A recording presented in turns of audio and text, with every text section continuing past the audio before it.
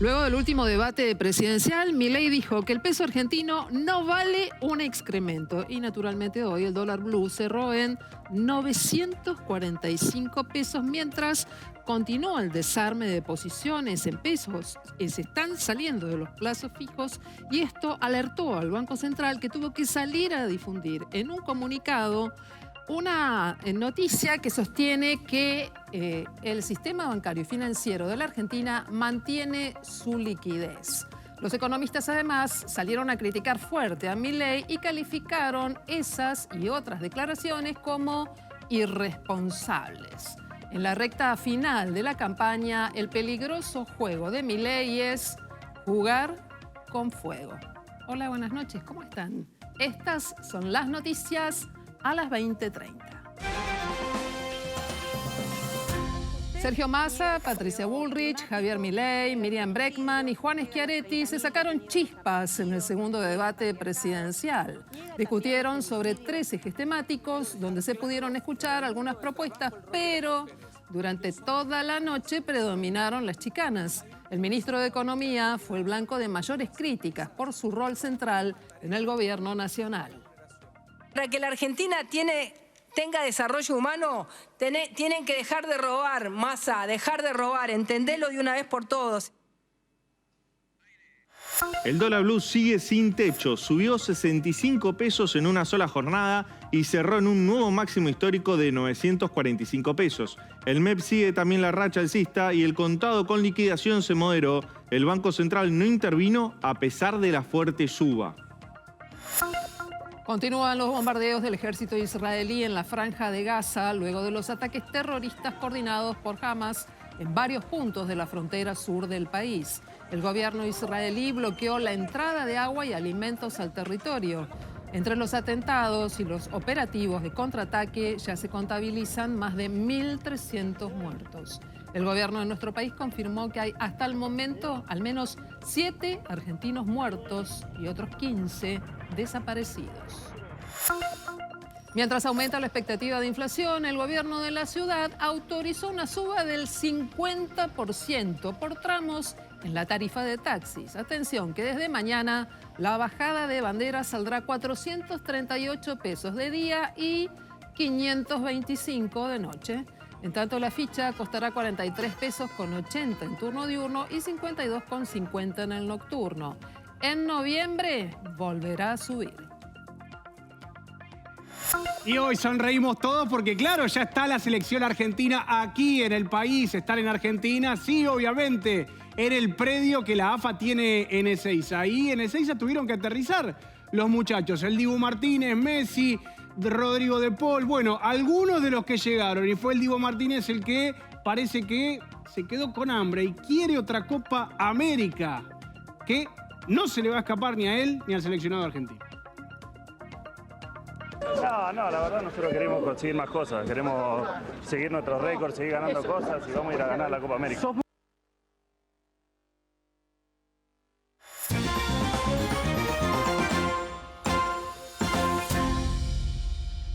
Una situación de alerta mundial. La tensión es máxima en Medio Oriente a partir de los atentados en Israel y la declaración de guerra de ese país contra el grupo Hamas. Mientras la Franja de Gaza permanece sitiada por militares, en Argentina se movilizaron los 2 sectores. Y en este momento está finalizando ya el acto en apoyo al Estado de Israel. Allí, en nuestro móvil, está trabajando Cristian Doldán. Estamos en Estado de Israel al 4200, acá se acaba de terminar hace instantes esta marcha, esta concentración en solidaridad con el pueblo de Israel y con las víctimas del terrorismo, de los ataques terroristas que perpetró el grupo Hamas en los últimos días, que ya se cobró 700 vidas, tiene miles de heridos y que también tiene como víctimas fatales a argentinos. Esta convocatoria que fue bajo el lema "Vamos a decirle no al terrorismo y a la violencia", y sí a la paz. Se realizó bajo la organización de la Organización Sionista Argentina, la AMIA y la DAIA. Miles de personas se reunieron, llegaron hasta acá con banderas de Argentina, banderas de Israel y alrededor de 3 cuadras por lo menos de familias que se acercaron para prestar su solidaridad. Entre las figuras de la política tenemos que hablar de Patricia Bullrich, la candidata a presidente de Juntos por el Cambio, que mostró su solidaridad y señaló que condena enérgicamente al ataque del grupo Hamás. También hubo tiempo, hablando de política, para un repudio generalizado de todos los asistentes hacia Miriam Bregman, la candidata a presidente de izquierda, que no había condenado enérgicamente en el debate pasado el ataque a Israel. Había señalado de directamente hablaba de Palestina y de un enfrentamiento, ¿no?, entre partes iguales. Bueno, esto fue muy condenado durante esta tarde. Lo más emocionante pasó por el acto y el canto, digo, del himno nacional argentino y también el himno de Israel. Los oradores coincidieron en, de alguna manera, repudiar de manera totalitaria el ataque del grupo Hamás y piden condenas ejemplares para las personas que se están cobrando la vida de miles de inocentes. Con la bandera del Estado de Israel y con las luces de estos miles de personas que estamos a favor de la paz. No nos confundamos. El Hamás, así como todos los grupos terroristas, no son enemigos solamente del pueblo judío o del Estado de Israel. Son enemigos acérrimos de todos los países y pueblos amantes de la democracia. Entrar a los BRICS significa entrar a un lugar donde hoy está Irán y Rusia. Mañana todos nuestros diputados van a pedir formalmente la salida de los BRICS. Y también vamos a pedir formalmente que se declare, como hicimos nosotros, una organización terrorista en la lista de organizaciones terroristas a Hamás.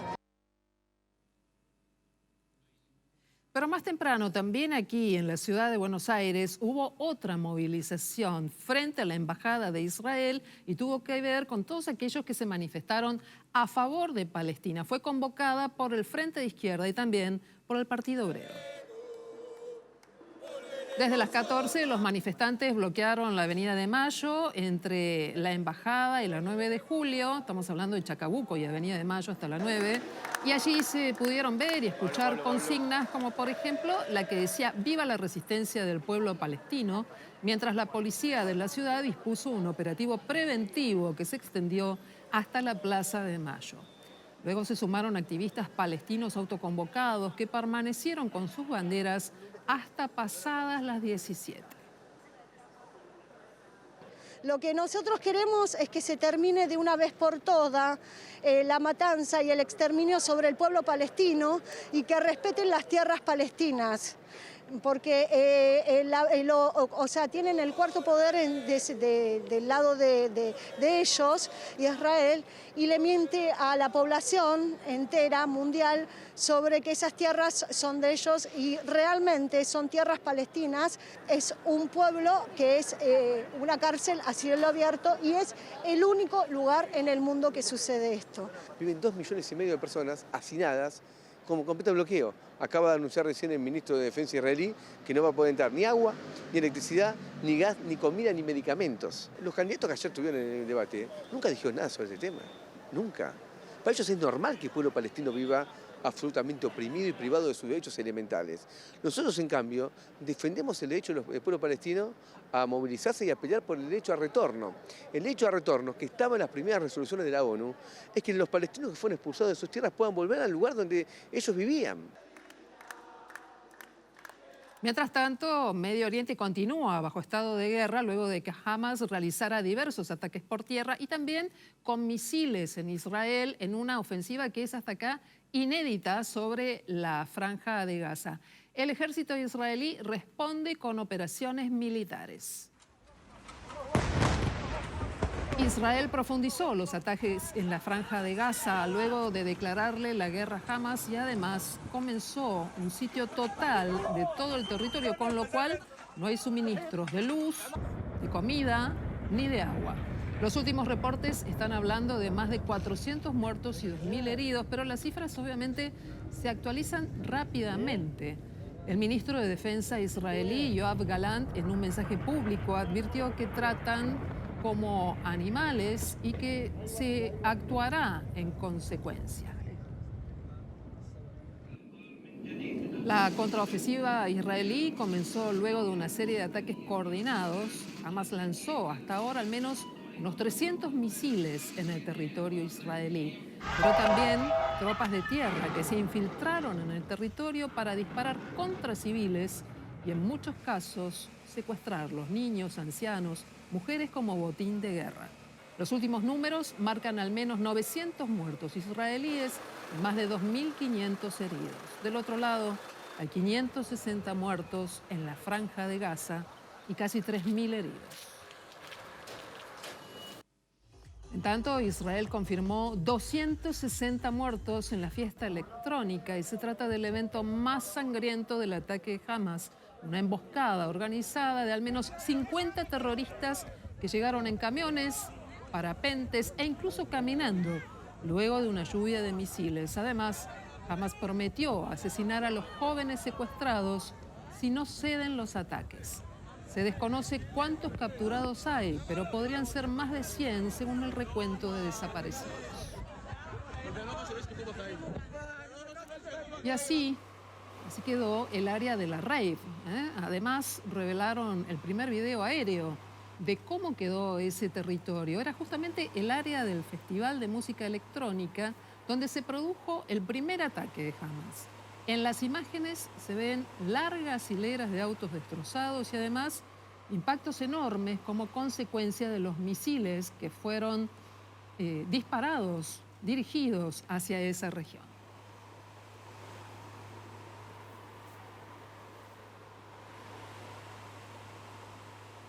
La información internacional es impactante, nos tiene a todos en una situación de alerta, pero también en nuestro país estamos transitando una etapa que es sumamente importante y es el camino hacia el próximo 22 de octubre, donde todos los argentinos vamos a elegir quién será presidente. Y sabes que ayer se realizó el segundo debate presidencial de cara a estas elecciones y allí se escucharon algunas propuestas por parte de los candidatos, pero también hubo muchas chicanas. Vamos a repasar algunos de los segmentos que fueron muy atractivos, que fueron sobresalientes en una noche en la que los 5 candidatos intentaron seducir a todos los votantes. ¿Sabés lo que traba en la Argentina el desarrollo humano de los argentinos? Los bolses de López, los sueños compartidos que no los compartieron con nadie, solo con ellos, los hoteles de Cristina Fernández de Kirchner, el yate de Insaurralde. Para que la Argentina tenga desarrollo humano, tienen que dejar de robar, Massa, dejar de robar, entendelo de una vez por todas. Se llevan todo, se llevaron rutas, hospitales, escuelas, todo a sus bolsillos. Yo no hablo de acusaciones falsas. Y respecto de Insaurralde, cometió un hecho gravísimo. Le pedí la renuncia al cargo, le pedí la renuncia a la candidatura y no todos somos lo mismo, Patricia. Vos nunca pediste la renuncia de Milman. Tenés todos los chorros de Massa en las listas, Javier. Lo tenés a Barronuevo que te banca la campaña. ¿Con qué dinero? ¿Vos creés que vas a cambiar algo con tantos chorros adentro de tus listas, Milei? ¿Candidato Milei? Bullrich, vos también tenés un montón de gente en tus listas que viene de otro lado, pero parece que tenés un problema con la inflexibilidad y mientras que vos sí podés lavar tu pasado de montonera asesina, nosotros, digamos, otros que solo gritamos y decimos cosas, no podemos cambiar, no podemos tomar otra gente. Usted niega el cambio climático, niega el genocidio, niega los 30.000 detenidos desaparecidos, niega el patriarcado, niega también los femicidios. A ver, primero no mienta, yo no niego el cambio climático. Todas esas políticas que culpan al ser humano del cambio climático son falsas. Y lo único que buscan esas políticas es recaudar fondos, ¿sí?, para financiar vagos socialistas que escriben papers de cuarta para, ¿qué feminicidio? Hay que aplicar la ley, igualdad ante la ley, pero no violes la ley que establecimos en el debate. En el día después, una vez más, se están escuchando críticas. Patricia Bullrich retomó las críticas a Javier Milei y además la dirigente del PRO afirmó que Sergio Massa tiene más candidatos en las listas de La Libertad Avanza que en las propias, en las de Unión por la Patria. Todos los días a mí me llega la información de la gente nuestra, de la provincia de Buenos Aires, de Catamarca, de distintos lugares, donde los nuestros nos cuentan quiénes son. Evidentemente, Massa hizo una estrategia para acercarlos, porque creo que tiene más candidatos en la lista de Milei que en la lista propia, digamos, en la lista donde él comparte con el resto de Unión por la Patria.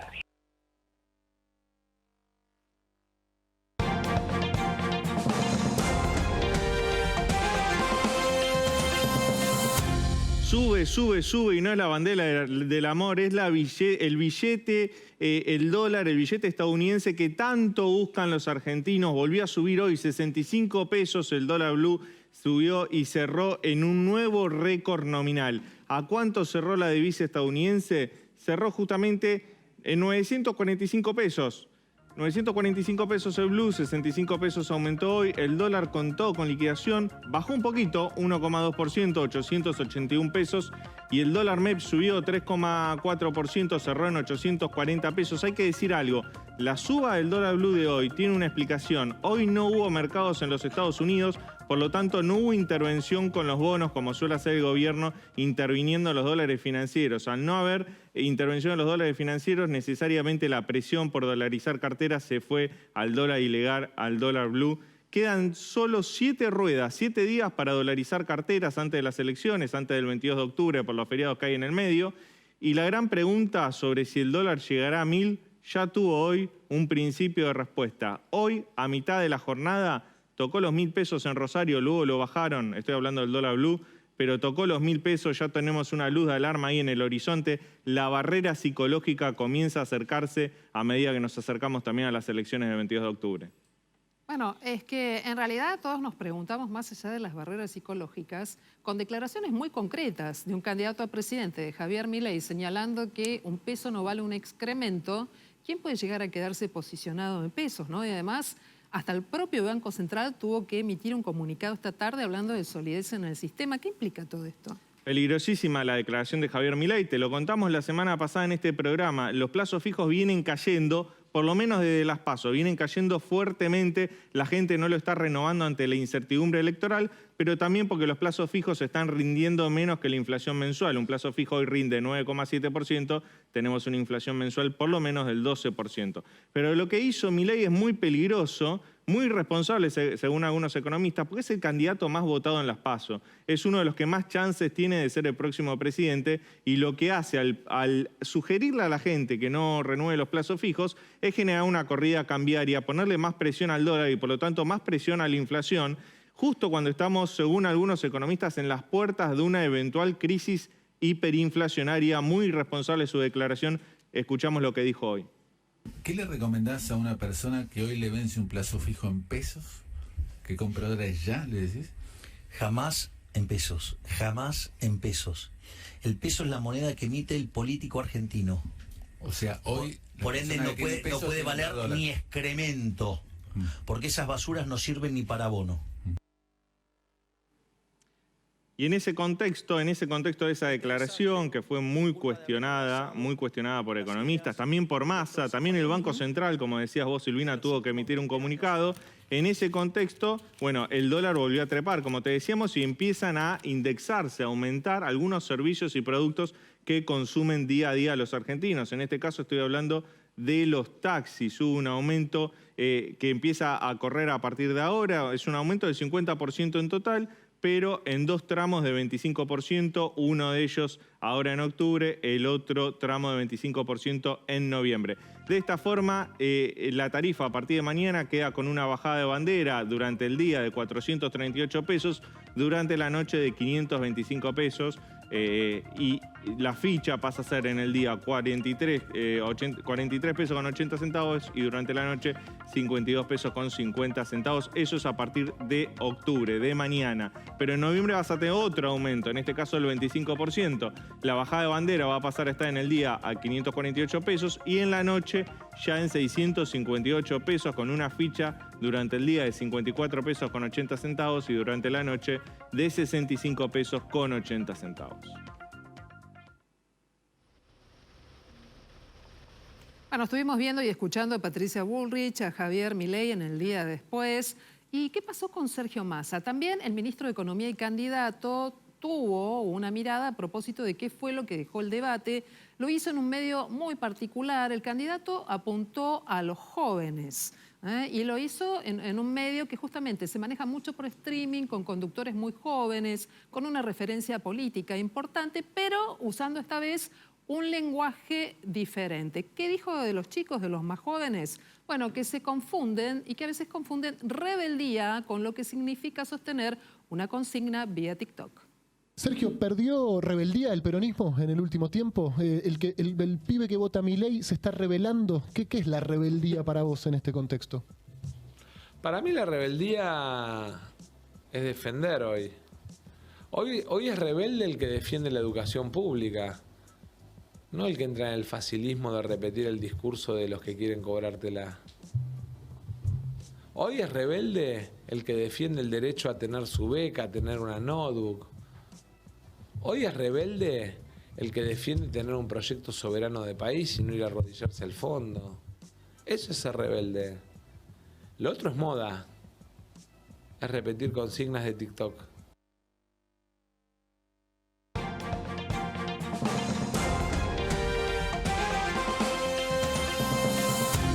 Los futbolistas del seleccionado argentino ya llegaron acá al país y están en el predio de Ezeiza tranquilitos, bien descansados para la doble fecha de eliminatorias que se jugará en esta semana y en la próxima de cara al Mundial 2026. El campeón deberá primero clasificar para poder defender su título y así fue como arribaron Lionel Messi junto a Thiago Almada y los que disputan la Major League Soccer, ya sea para el seleccionado mayor o para el Sub-23.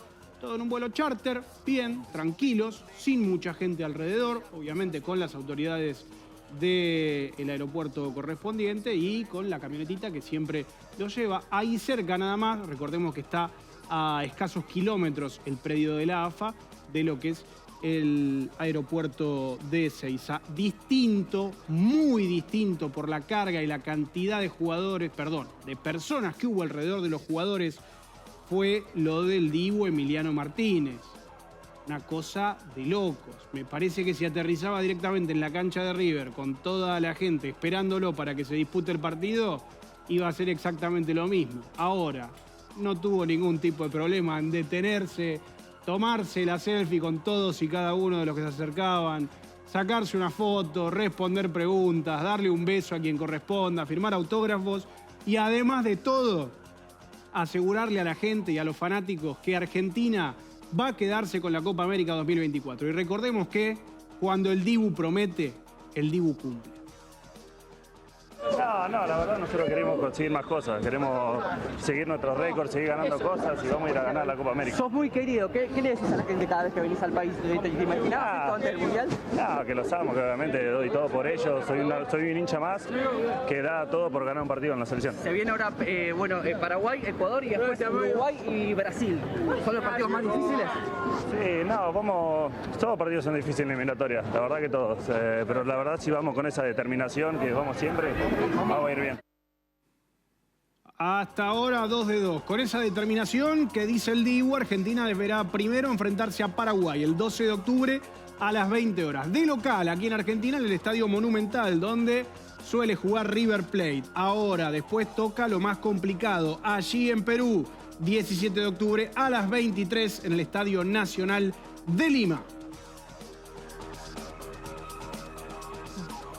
Al que lamentablemente dieron de baja en esta última lista de convocatoria fue al cordobés Paulo Dybala, que por una lesión que parecía bastante grave debió justamente quedarse en Italia y hacer la recuperación en Roma.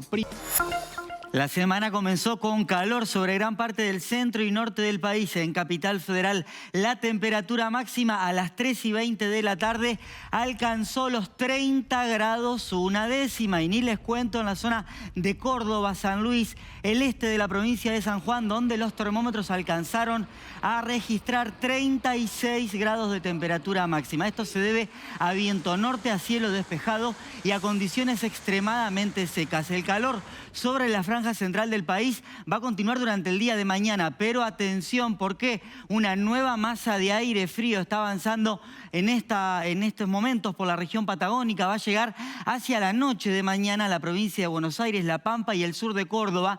Y a partir del miércoles va a cubrir prácticamente la totalidad del territorio nacional. Por eso no se confíen. El calor va a durar 48 horas más y acá vemos en el pronóstico de Meteorred, justamente en colores verdes, van a ver cómo de a poquito, a medida que transcurre la semana, va a empezar a desplazar a los colores rojos, que son las altas temperaturas. Para mañana, en el centro y norte del país, de 35 a 40 grados de temperatura máxima, mientras que sobre la región patagónica, valores que no van a superar los 10 grados de temperatura máxima. Como les decía recién, en la ciudad de Buenos Aires, a partir del martes a la noche, habrá un cambio de viento al sur y un descenso marcado a partir del miércoles, y nos va a dejar un jueves, viernes y sábado con mínimas que van a estar cercanas a los 6 grados. No sé si ustedes los percibieron, pero aquí en la ciudad de Buenos Aires, por momentos, había un olor a humo muy intenso. Nacho, ¿vos tenés alguna explicación para esto? Sí, lamentablemente desde ayer a la tarde, a la tardecita, focos de incendio que se salieron de control sobre las islas de Tigre. Y claro, el viento norte traía el humo desde la zona del noreste de la provincia de Buenos Aires y del Delta hacia el Río de la Plata. Sobre la zona de Aeroparque, en algún momento de la tarde, la visibilidad estuvo reducida a 9 kilómetros con olor a humo debido a esa situación. Y claro, se ve que estuvieron el fin de semana disfrutando del sol, de las altas temperaturas, y se olvidaron algún fueguito prendido porque se salió de control y había 2 aviones hidrantes tratando de combatir los focos de incendio desde Escobar hacia Tigre y varias dotaciones de bomberos. Hace 2 horitas nada más ya confirmaron que el foco de incendio lo pudieron apagar. Pero claro, tengan en cuenta que las condiciones extremadamente secas, no solo sobre el noreste de la provincia de Buenos Aires, están presentes. También sobre la provincia de Córdoba. Les voy a mostrar focos de incendio en el Valle de Punilla. Una persona de 27 años cerca de Hicho Cruz se quiso hacer un café. Eso fue lo que declaró ante la policía provincial y el fuego se salió de control. Se quemaron más de 540 hectáreas y había 2 aviones hidrantes también, varias dotaciones de bomberos y lamentablemente el viento norte no ayudaba porque soplaba con ráfagas de hasta 70 kilómetros por hora. Desde la Secretaría de Gestión de Riesgos de la provincia de Córdoba informaron que extendieron el alerta por alta probabilidad de focos de incendio para el día de mañana a toda la provincia mediterránea. El mundo de la cultura no está mirando para otro lado cuando se trata de expresar solidaridad frente al conflicto que se vive en Medio Oriente y sobre todo después del ataque de Hamas a el pueblo de Israel. May, hay datos a propósito de cómo se generaron esas manifestaciones y cuál fue el mensaje que se quiso instalar. Mira, hay muchos famosos expresándose en las redes sociales, generalmente, tanto nacionales como internacionales.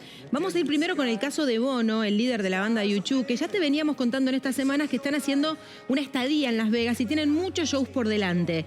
Dejaron de lado el show, se conectaron desde lo más humano con el público y se solidarizaron hacia las víctimas de Israel que estaban justamente en el festival, donde todo comenzó. Un festival justamente, Sil, que tenía que ver con promover la paz. Y en este contexto, Bono lo que hizo fue frenar el recital, dar unas palabras y dedicar Pride in the Name of Love, que es una canción icónica de la banda, es un himno, si se quiere. Fue escrita allá por el año 1984 para homenajear a Martin Luther King. Si había alguien que hablaba en nombre del amor, era Martin Luther King. Eligió esta canción, le cambió las primeras estrofas, porque claro, la canción original habla del día de la muerte, del día del asesinato de Luther King, y él elige, primero con unas palabras hacia su público y después con la primera estrofa, homenajear a esas víctimas de Israel que fueron asesinadas por Hamas. Te invito a que escuchemos lo que le decía a su público Bono en el recital. The sun is rising in the light of what's happened in Israel and Gaza. A song about non-violence seems somewhat ridiculous, even laughable, but our prayers have always been for peace and for non-violence. So but our hearts and our anger, you know where that's pointed. So sing with us. And those beautiful kids at that music festival.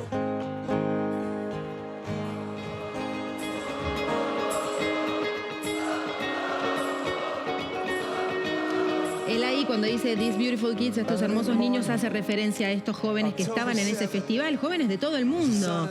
El festival se llama Supernova Sukkot y ahí estaban ellos pasándola bien bailando cuando sucede lo peor, la peor pesadilla. Y esta primera estrofa dice: temprano en la mañana del 7 de octubre, el sol sale en el cielo del desierto. Estrellas de David te quitaron la vida, pero no pudieron quitarte el orgullo. Y de esta manera continúa la canción que coreó todo el MSG Sphere en Las Vegas, con una canción que obviamente nosotros lo contamos y se nos pone la piel de gallina. Imaginen ustedes lo que fue vivir esa noche. Pero también hubo otros artistas y otras estrellas que se expresaron a través de sus cuentas de Twitter y sus cuentas de Instagram. Por ejemplo, Gal Gadot, esta actriz que ella es israelí, posteó también un mensaje de sentido en sus redes sociales. Ella tuvo muchos posteos durante estos días sobre Israel y el apoyo que pretende que reciba Israel. Arnold Schwarzenegger también dice que se para leal ante sus amigos de Israel. Él tiene una historia personal bastante particular. Él ha ido a visitar, por ejemplo, Auschwitz, ha ido también a cenas y a recaudación de fondos para enviar a Israel. Sebastián Yatra también, con un corazón roto y la bandera de Israel, se suma. Arnold Schwarzenegger, ya te dije, Natalie Portman también, y Madonna, que le dedicó un posteo extensísimo con un video que contaba un poco el conflicto, ¿no?, entre Israel y Palestina. Por más que esto tenga que ver con un ataque terrorista, Madonna lo que hacía era poner un video porque ella siempre fue una militante, si se quiere, de tratar de que Palestina e Israel no se peleen más, hablando mal y pronto. Así que bueno, estos son los posteos más importantes del día, que tienen que ver con las estrellas que se expresan y se solidarizan con las víctimas del ataque terrorista en Israel. Cuando volvamos de la pausa vamos a seguir hablando de este conflicto internacional, pero también de la política local, porque naturalmente estamos a muy pocos días de una elección presidencial. Todo esto cuando volvamos con más noticias a las 20:30.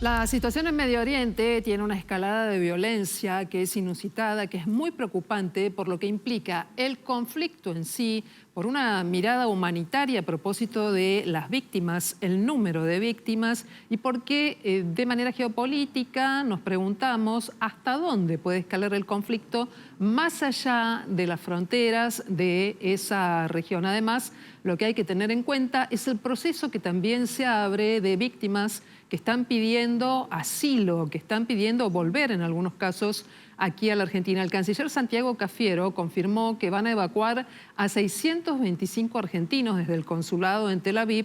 Hasta ahora hay 7 fallecidos argentinos y se estima que alrededor de 15 argentinos desaparecidos. Y además de preocupante esta situación, hasta el momento no han aparecido precisiones. Son todos oriundos de las zonas afectadas de la Franja de Gaza. Y los muertos argentinos que se reconocieron hasta el momento son Ronit Ruttman, de 55 años, su marido Roland Sultán, Avi Corín, Silvia Merensky, de 80 años, Rodolfo Skarisevsky, de 56, Tael Vira y Laura Jazmín Kaufman. Entre los desaparecidos figuran los hermanos Yair y también Eitan Horn, de quienes no hay información hasta el momento. El conflicto en Oriente Medio no es nuevo, se estaba en un proceso bastante interesante para observar si era posible establecer un acuerdo de paz en la región.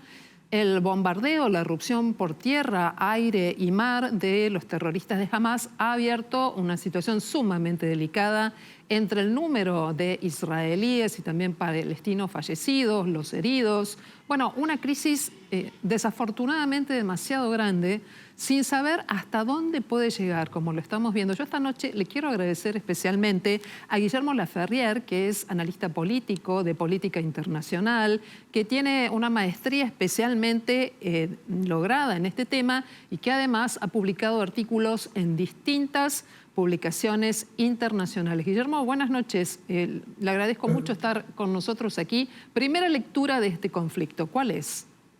Hola Silvina, ¿cómo estás? Mira, lo primero que debemos analizar es que está en espejo la situación con lo que sucedió 50 años atrás cuando fue el ataque que tanto Siria y Egipto hicieron simultáneamente contra Israel en 1973. Eso generó una gran conmoción en la ciudadanía israelí, tan grande como la que hay hoy con estos atentados terroristas de Hamas. Pero sin embargo, en ese momento se podía pensar que el Estado israelí podía haber alguna duda si podía sobrevivir a esos ataques. ¿Me seguís hasta acá? Sí, perfecto.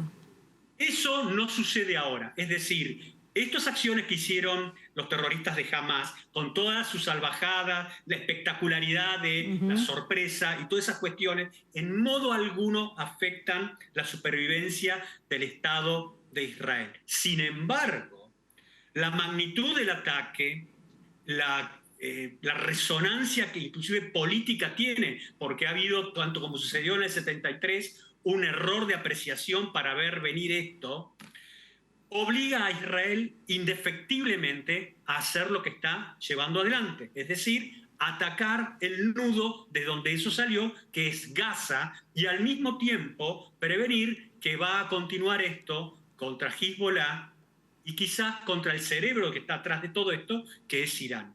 En ese punto estamos, y en un punto estamos no en el cual Israel como Estado, insisto, está en peligro de su existencia, sino que si fracasa Israel en atender este tipo de amenazas tan flagrantes, su condición de un Estado que pueda oponerse a Irán, a un Irán nuclear en el futuro, puede dar lugar a que otras naciones árabes que rodean a Israel comiencen a armarse nuclearmente frente a Irán.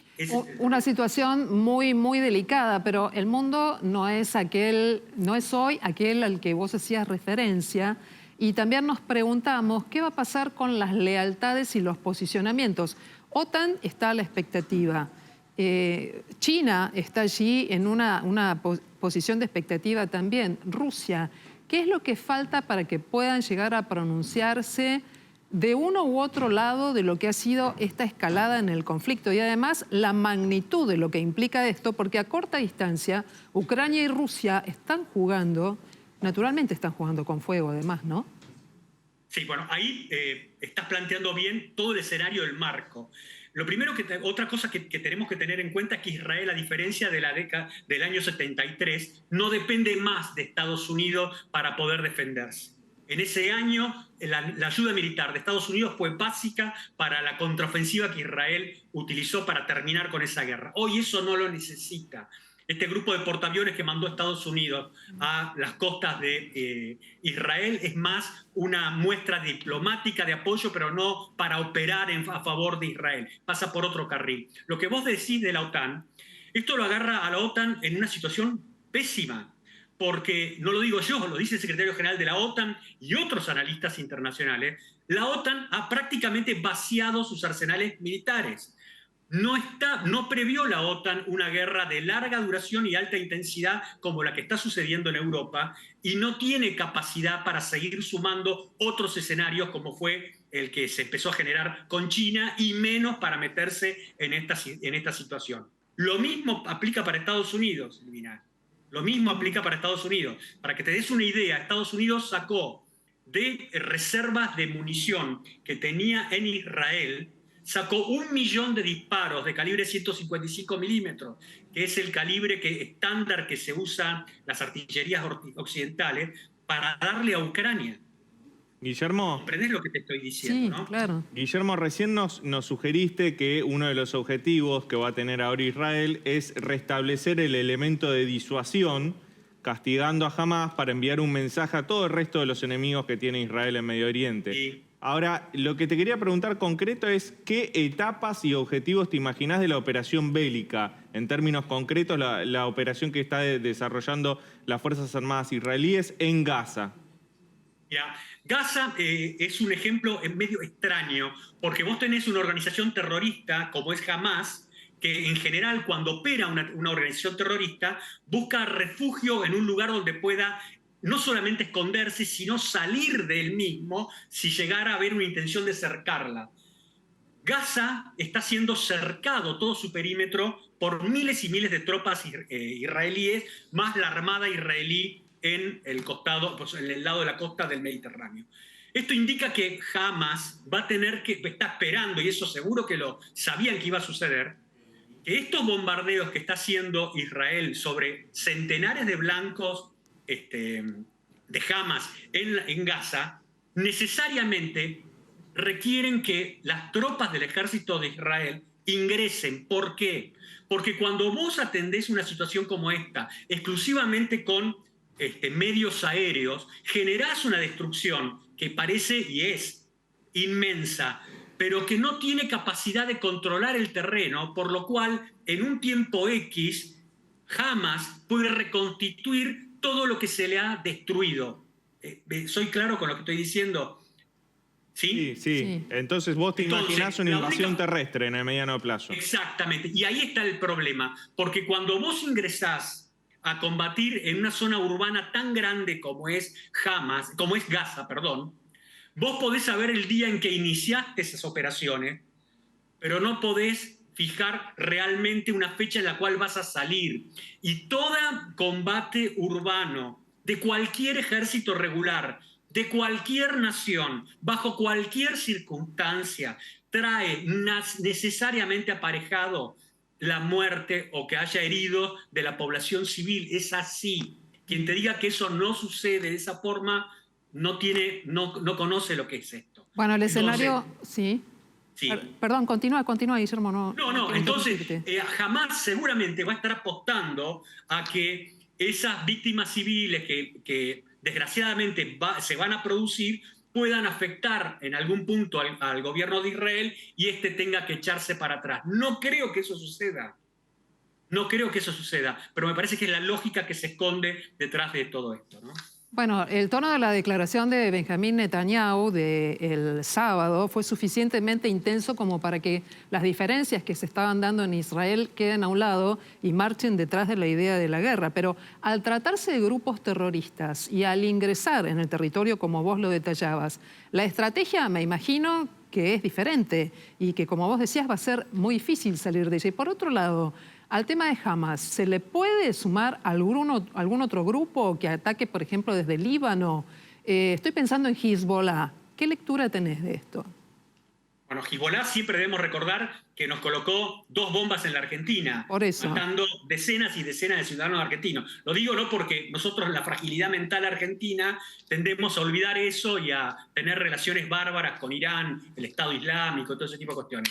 Pasado ese aviso, te digo que sí, Hezbollah, a diferencia de Hamás, es una organización terrorista que ha evolucionado en una paramilitar que tiene capacidades militares como las de un ejército regular, aunque en modo alguno está en capacidad de pelear, digamos, en campo abierto contra el ejército de Israel, aunque sí puede pretender hacer operaciones de menor nivel militares en terrenos compartimentados o de localidades en el sur del Líbano que también sirvan de suerte de trampa donde meterse al ejército de Israel. Yo tengo para mí que más allá de lanzar acciones de cohete, Hezbollah va a ver qué es lo que pasa en Gaza. Va a ver, porque también ellos han visto la determinación que Netanyahu ha expresado y que vos acabás de contar. Así que me parece que van a evaluar esa cuestión. Recordá, Silvina, y ustedes, amigos, también, en el sentido de que Hezbollah es una herramienta de la cual se sirve Irán. Y Hamás es, a su vez, una herramienta menor que tiene Hezbollah para afectar a Israel. Es decir, a lo que voy es que Hamás Hamas es algo de lo cual se puede prescindir. Digamos que puede ser un chivo expiatorio en todo este tema, y que desaparezca Hamas no va a dejar que Irán deje de tener pretensiones de destruir Israel el día de mañana, ¿no? Sí, por eso nos preguntábamos por el rol de Hezbollah, y teniendo por reconocida su capacidad de acción en distintos países del planeta. Vos mencionabas el caso de Argentina. Guillermo Laferrière, te agradecemos mucho esta conversación esta noche aquí. Laferrière es un coronel retirado que ha sido veterano y héroe de Malvinas, que ha publicado... Héroe no. Bueno, aceptamos entonces este rasgo de tu parte, de humildad, pero también creo que vale la pena destacarlo. Seguramente vamos a seguir pensando y otros temas. Ojalá que el conflicto no se extienda en el tiempo, pero tiene consecuencias imprevisibles. Así es que muchas gracias. No, a vos. Chau, chau. Hasta luego.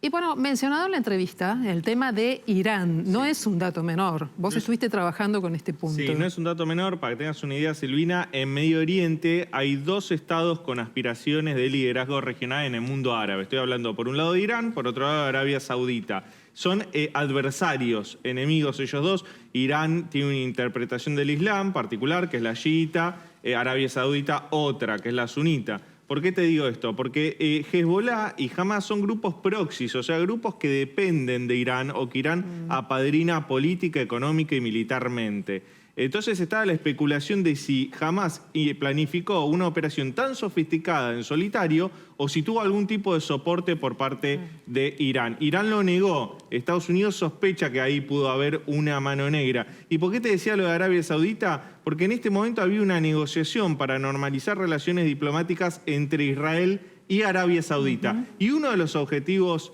geopolíticos que tuvo el ataque de Hamas es interrumpir esas negociaciones, porque el ataque de Israel sobre Gaza en represalia le va a poner mucha presión en el mundo árabe, Arabia Saudita, para continuar con esa apertura diplomática con Israel. Bien, bueno, ojalá, como decíamos recién con Laferrière, se pueda tener cierta previsión respecto de qué va a pasar con este conflicto, extenderlo en el tiempo, en un mundo que tiene una guerra próxima tan cercana, nos hace poner a todos, insisto, la faceta humanitaria por un lado, la geopolítica por el otro, en una situación de alerta que es una alerta mundial desde Totalmente.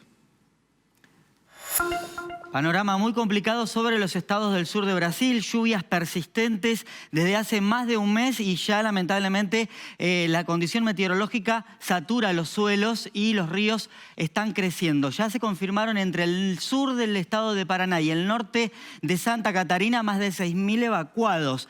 Y claro, la ciudad más afectada ante las crecidas de los ríos fue Lajeado, que su defensa civil comenzó a retirar a las primeras familias. Fueron trasladados a la zona del polideportivo municipal. Se llamaron cientos de camiones para sacar a las familias de las zonas inundadas de esa ciudad y se prepararon varios refugios para recibir a las personas afectadas ante una nueva inundación durante esta semana. Según Metsul, la agencia de meteorología de Brasil, se esperan entre 200 y 400 milímetros de precipitación entre el próximo jueves y domingo y según el Servicio Meteorológico de Brasil, eso podría estar dejando la peor situación hídrica desde mayo de 1941, cuando el sur de Brasil tuvo que soportar las peores inundaciones de toda su historia. Ese es el fenómeno del Niño, que tiene señal en los meses de primavera de fuertes lluvias sobre el litoral argentino y los estados del sur de Brasil, y ya en los meses de verano la precipitación máxima se retira hacia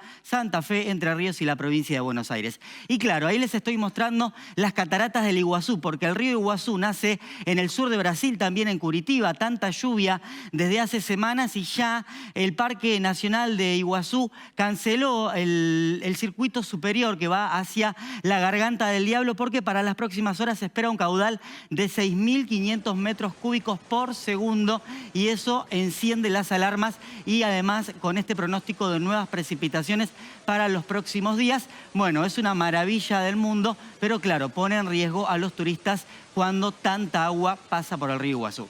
Y les voy a mostrar una imagen desde la ciudad de Mar del Plata, de La Feliz, porque ayer tanto calor, altas temperaturas sobre la provincia de Buenos Aires, se desarrollaron algunas tormentitas muy aisladas en la zona de las sierras de Tandil, que después se desplazaron hacia finales de la tarde a la costa atlántica de la provincia de Buenos Aires. Y vean, la torre de tanque de agua de Mar del Plata fue impactada por un rayo y claro, una cámara de seguridad de la ciudad pudo tomar el momento exacto. Piensen que un rayo dura menos de un segundo y bueno, justo tomaron la imagen, el cumulus nimbus completamente oscuro, la descarga eléctrica y los rayos del sol que estaban en el ocaso en un precioso atardecer, poquita lluvia pero intensa actividad eléctrica y esa hermosísima postal de La Feliz.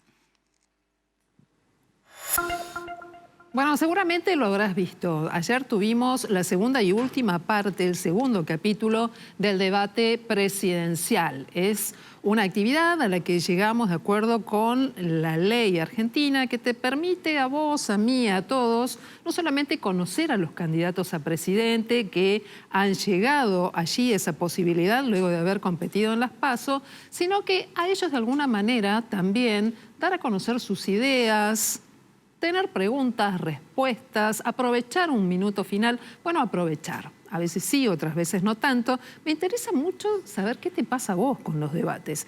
¿Cambiaste tu voto después de las PASO? ¿Lo cambiaste después del debate? ¿Ratificaste tus ideas? A veces seguimos lo que se dice y otras lo que se dice cuando se calla. Así que esta noche le agradezco especialmente a dos especialistas. Ella es Constanza Massina, que es doctora en ciencia política, que es especialista en política latinoamericana, que es directora de una importante maestría aquí a nivel local y con quien ya vimos el debate capítulo 1, pero también a Marcelo Solá, que es especialista en comunicación no verbal, para que pensemos juntos qué es lo que se dijo, lo que no y lo que se expresó desde el punto de vista de la gestualidad. Constanza, empiezo por vos. Hace una semana estábamos aquí y la pregunta era la misma. ¿Qué dejó este debate, este capítulo 2, el definitivo?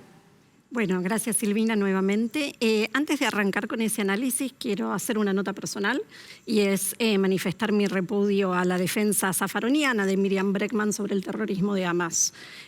Repudio tanto su doble moral sobre los derechos humanos, porque hace una semana justamente nos escandalizábamos por el debate entre Bregman y Milei sobre los 30.000 desaparecidos. Y ahora terrorismo de Estado. Exactamente, y ahora ella no ha condenado los ataques de Hamas, ni siquiera ha hablado del terrorismo, sino al contrario, en esa defensa zafaroniana que hace justamente a las víctimas culpables y no a los victimarios, ¿no? La culpa para ella la tienen justamente los israelíes, ¿no? Y todo esto. Ahora, lo interesante es que esto fue dicho en el debate y vos estás haciendo esta nota personal a partir de lo que dejó sí, de lo que dejó el debate y también lo que fue durante todo el día de ayer en las redes sociales, porque no fue solamente Miriam Bregman, también Solano, también la candidata Biasi, es decir, todo el arco de izquierda amparados por un lado en el zafaronismo, pero también en el relativismo cultural. Y esta es la nota que para mí es importante hacerla. Para mí hay valores que son universales, como la democracia, la libertad y los derechos humanos, justamente, que no dependen de las circunstancias. Para ellos, evidentemente, los derechos humanos, la defensa de la libertad, de la democracia o incluso de los derechos de las mujeres, de los cuales apareció también en el debate. Y habló tanto durante el primer debate, dependen de las circunstancias, ¿no? Son relativos. Bueno, parece que pasan cosas. Bueno, para mí no. Esas libertades, esos derechos son universales independientemente del lugar. Este impacto que sentiste vos, ¿pensás que se pudo haber trasladado al electorado, que habrá quedado esto? No, porque sacan el 2% en las elecciones. 2, 3%, es decir, no mueven. Pero sí me parece que es un punto importante hacerlo, porque si hay una herencia que para mí es terrible, que un poco lo hablabas en el bloque anterior también, del kirchnerismo, es nuestra política exterior. Y sobre todo en este gobierno en particular, nuestra política exterior es bastante mala, como el resto de las gestiones. Pero fíjate qué interesante, fijémonos cómo el tema de política internacional en el debate estuvo en el debate, no entró en el debate, no aparece. Y además en una circunstancia tan particular. ¿Qué leíste, además de esta ausencia, este posicionamiento sobre derechos humanos, los impactos que pueden tener en unos electores, en otros no? ¿Qué otro dato fue el que te impactó? A ver, me gustó mucho, que la semana pasada lo hablábamos también, cómo mejoró en el principio Patricia, tomando posición respecto, bueno, justamente que era su tema, ¿no? Su tema más fuerte, que es la seguridad / la inseguridad. Me parece que los cuatro, tanto Bregman, Schiaretti, Patricia y Milei, salieron un poco más filosos para atacar a Sergio Massa, que como siempre sale bastante indemne de los debates, mucho más de lo que uno esperaría, ¿no? Bien. Lo vi más cómodo Schiaretti saliendo, ¿no? de Córdoba. De Córdoba, y ya Córdoba no es Singapur, no es Dinamarca, no es Finlandia, es Córdoba, bueno, pero salimos Córdoba, un poco de Córdoba. No es poco, es Córdoba, es su provincia. Y me parece que Milei estuvo más incómodo, también saliendo, así como Patricia, su tema era el tema de la seguridad, Milei lo sacamos de su zona de confort, que era el tema de la economía, que fue en el primer debate, y se metieron en temas que, bueno, no es que no los sepa, no los haya estudiado, pero que evidentemente se lo notaba bastante más incómodo en el debate. Marcelo, ¿vos notaste esto mismo de que está hablando Constanza sobre la forma en la que arrancaron ese debate Bullrich, la forma en la que luego Massa tuvo algunos gestos, agarraba la botellita de agua?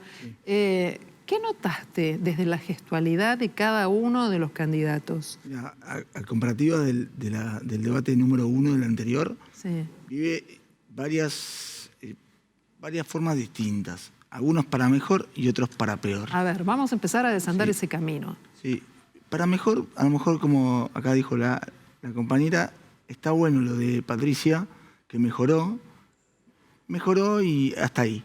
Hasta ahí. Porque el mejorar es cuando soy espontáneo, cuando soy natural, sin papeles en la mano. Yo vi mucho papel hasta para presentarse, hasta para decir quién soy, los ojos que iban, se pierde en la oratoria que tenía escrita. Si la oratoria la digo a capela, sin papel, esa espontaneidad es una. Si la leo, es otra Patricia Bullrich. Es como que la leo, la escribiste vos y yo no la practiqué. O sea, la leo como puedo porque estoy nerviosa, porque estoy tensa, porque no estaba espontánea, genuina y natural como habitualmente vos la podés ver efusiva cuando habla de una forma fuerte sobre seguridad, sobre un tema que sabe. Ahora ella en algún momento fue con palabras muy populares, ese dejate de joder que le decía Massa, esa utilización como de cierto canyengue, digo, más allá del lenguaje de la calle, como cierta cosa que iba más allá de lo que podemos hablar en la esquina, nosotros tres, ¿no? ¿Suma o resta? Eso sumaría si vos lo continuás en la congruencia en tu relato. Si vos lo dejás como una frase sola, es solamente una frase. Pero si vos lo acompañás en un acto discursivo, en un paralenguaje cómodo, donde vos podés destacarte hablando, es totalmente distinto. Si yo te digo una frase fuerte, donde vos querés que impacte, a lo mejor dices, wow, qué buena frase que estás diciendo. Pero si no después no lo acompaño con algo más, queda solamente como una frase. Como que le falta fuerza, potencia al hablar. Confunde más que te identifica. Sí, creo que sí. No sabes si sos uno u otro, ¿no? Totalmente. ¿Y qué me decís de Milei? Siempre con los anteojitos en la punta de la nariz, con la mirada por arriba de esos anteojos. Sí. Y Constanza ahí haciendo ese gesto. Pero también inmediatamente con la mirada, con los ojitos, con la boca fruncida, con... ¿Eso cómo se lee? Sí, pues es que ahí está la comparativa del debate anterior, que Milei entró con una posición más agresiva, más arrogante, bueno, más Milei, ¿no? Claro, más como es él habitualmente, más de ganador de las PASO, había entrado en el primer debate. Más Milei en estado puro. Claro, en la realidad de Milei, ¿no? Digo, y esta vez a lo mejor se calmó, estaba más sumiso, como que estaba más peinado inclusive, estaba más arreglado, quiso captar otro voto, no el voto que habitualmente tiene de la juventud, quiso a lo mejor acaparar más mercado, que también está bueno que lo haga, pero ¿desde dónde? Porque viste que a Milei, si la chicana es buena, a lo mejor se saca. Hay una risa irónica, cínica, ¿sí? Hay gestos de desagrado, te mira permanentemente los ojos, quiere generar cierta violencia y vehemencia al hablar. Entonces, lo practica y lo sabe hacer. El tema es que estuvo controlado, es como que mantuvo una línea toda la comunicación. Ahora, fíjese esta situación. Constanza, hoy, después del debate, en el día después, los tres hablaron. Milei, en un escenario donde hay menos exposición visual en la radio, aunque por supuesto las radios tienen desde hace un tiempo otras formas de ser vista también, en la radio donde no se ve y se escucha, dijo, el peso no vale un excremento. Y esta tarde el dólar blue estuvo tocando los 950 pesos. ¿Cómo lo ves? ¿Ese es el verdadero Milei? Yo lo veo como parte de la gestión de Massa. Me parece que el Massa del primer debate nos llevó el dólar el lunes al 790 y después del segundo debate lo llevó a 930. Pero un candidato a presidente está diciendo no te quedes en pesos, si tenés un plazo fijo andate. Pero eso nos lo decían hasta nuestros abuelos. Digo, Silvina, después de cuántas pérdidas, devaluaciones de peso y cambios de moneda. A ver, yo tengo menos de 50, por poco, pero tengo menos de 50, pero ya pasé por cuántas devaluaciones, cuántos ceros y pasé por lo menos 3 monedas. Hay una diferencia. Constanza, tu abuelo no era candidato a presidente. Estoy de acuerdo. Es candidato a presidente y ganador de las PASO. Bueno, pero en ese sentido, a ver, es parte de la expresión de una clase política que no es buena y es parte, a ver, hay algo que tenemos que decir, Milei ataca la casta, pero también es hijo de esta casta. Digo, de 40 años de esta clase política ha dado como resultado a un personaje como Javier Milei. El uso de palabras como excremento en el contexto donde uno podría decir muchas más malas palabras, ¿no? Yo soy defensora de las malas palabras porque creo que, por ejemplo, para ciertas referencias solo se puede usar una mala palabra. Pero me parece que está mandando un mensaje, a ver, digo, Milei crece en TikTok, Silvina, crece en Twitter, se instala por fuera de, digo, el Milei que se instala como candidato presidencial en estos últimos años lo hace desde las redes sociales.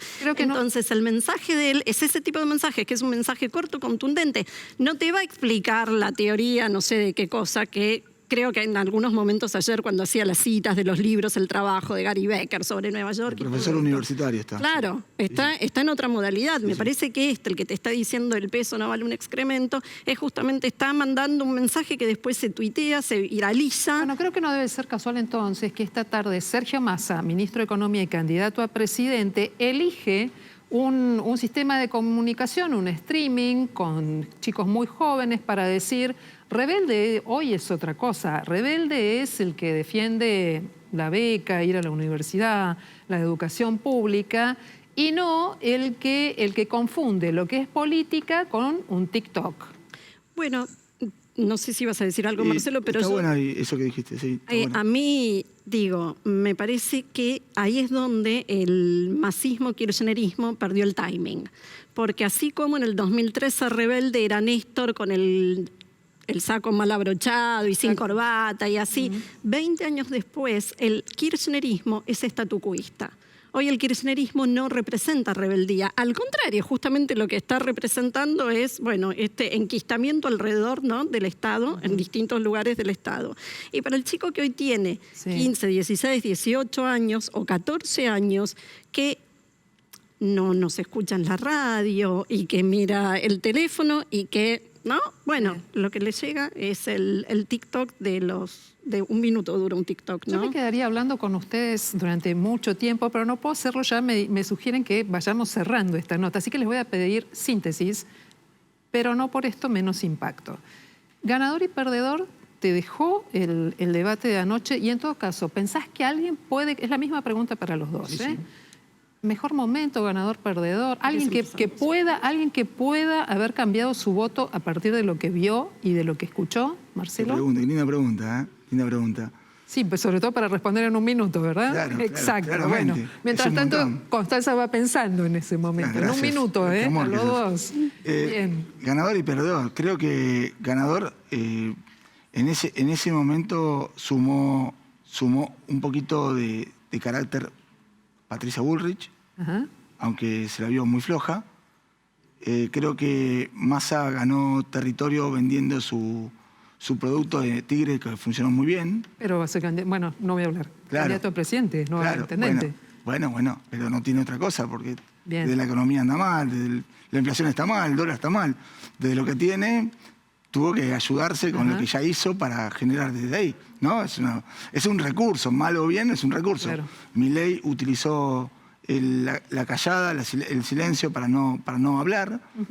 Bregman fue violenta, pero menos, pero intentó mantenerse bastante menos vehemente que habitualmente, y Schiaretti jugó un papel distinto y creo que ahí ganó un poquitito más. ¿Constanza? A mí con Massa se me rompió el termómetro de la vergüenza ajena.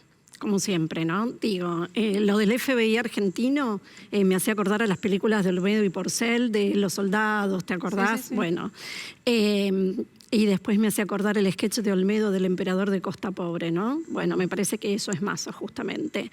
Y los que perdemos somos los argentinos, Silvina. Digo, acá no hay ganadores o perdedores. En política, los políticos ganan, y los que siempre perdemos, y eso creo que no toma nota nuestra clase política, nuestra clase dirigente, ninguno de los que vimos anoche, ni los que están en las listas de diputados, de senadores y todo esto, porque ese es otro capítulo que tendríamos que debatir y que tratar, ¿no? Porque, listas, claro. Exactamente, porque ahora en la general se define exactamente, Silvina, quién es. Que se van a definir líderes oficialistas, pero también quién va a ser cabeza de la oposición. Lo dejo para otra visita. Como siempre digo, lo dejo para otra visita.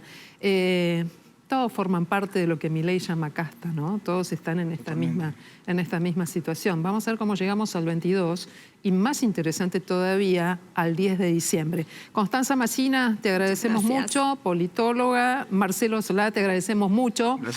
También especialista en comunicación no verbal. Cuando volvamos de la pausa, vamos a seguir hablando de temas que tienen que ver con que te puedas distender un poquito más. Artes, ocio, espectáculo, deportes. ¿Qué va a pasar mañana con el clima? Todo esto y más, como siempre, aquí en Noticias a las 20:30.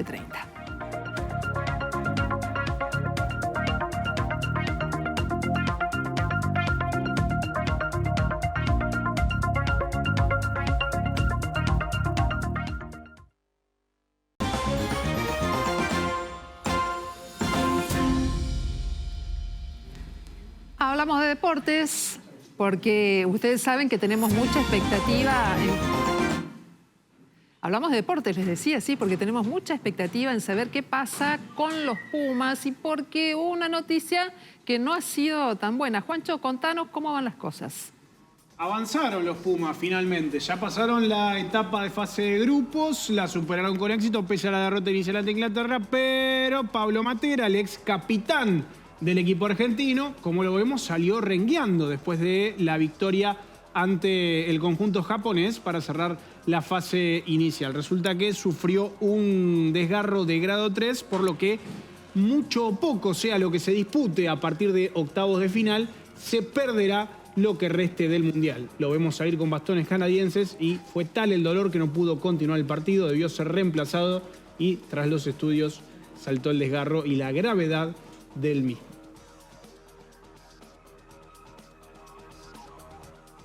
Bueno, también queremos saber qué es lo que va a pasar mañana, Nacho, con el tiempo y cómo terminamos hoy, lunes. Bueno, ahora 24 grados marca el termómetro sobre la ciudad, el viento del norte a 11 kilómetros por hora. La presión está bajando, 1009,8 hectopascales y el cielo se encuentra completamente despejado. Vamos a continuar con buenas condiciones meteorológicas entonces para lo que resta de la noche. Y mañana vamos a amanecer con una mínima alta, 18 grados. La temperatura durante horas de la mañana con cielo parcialmente nublado. Condiciones bastante ventosas todavía del norte, que va a soplar a 35 kilómetros por hora. La humedad va a empezar a aumentar de forma marcada desde la mañana. La temperatura máxima, otra vez, 30 grados, pero nubosidad en aumento. El cielo se va a empezar a cubrir cada vez más. El viento va a soplar todavía del cuadrante norte. Condiciones muy pesadas para la tarde de mañana y eso es la antesala de la inestabilidad que va a desarrollarse entre finales de la tarde y sobre todo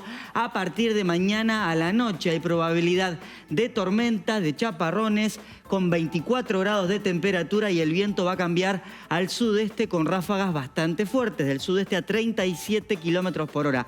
Tengan en cuenta que entre la noche de mañana y la mañana del miércoles esperamos lluvias y tormentas en todo el norte de la provincia de Buenos Aires. ¿Preparados para todos, Nacho? Para todo.